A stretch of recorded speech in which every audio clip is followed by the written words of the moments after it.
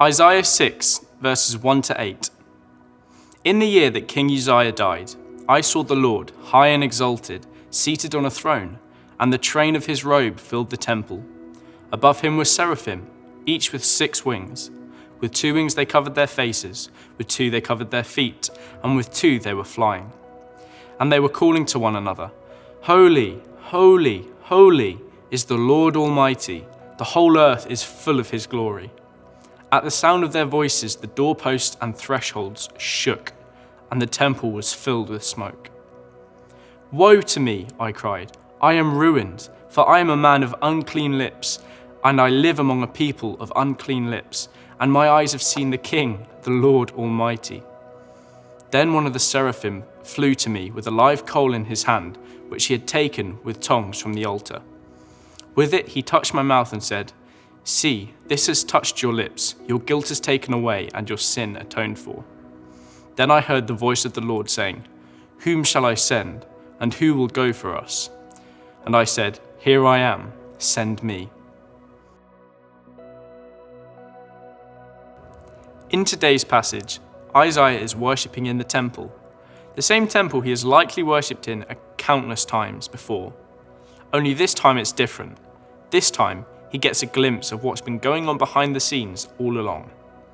Isaiah gets a vision of God, and the vision is majestic. Picture it. The train of the Lord's robe fills the temple. Angels worship him, covering their eyes and feet in the presence of this glorious sight. Their repeated cry is holy, holy, holy. Perhaps the best definition of this word holy is other or altogether different. These angels have been worshipping God across the ages, and they still haven't yet got over his otherness. When you get a big vision of who God is, it changes everything. Your perspective shifts.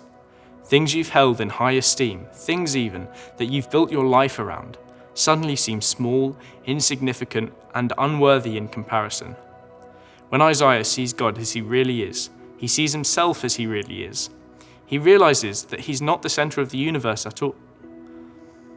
That there's a being who's so glorious, so worthy of worship, in whose presence Isaiah is not even worthy to stand. And he's ruined. He is broken. He is undone by the holiness of God. One day we will all stand, as Isaiah did, before the holy God. I wonder, what will we think? What will we say? What will we do? Here's the truly remarkable thing in all of this.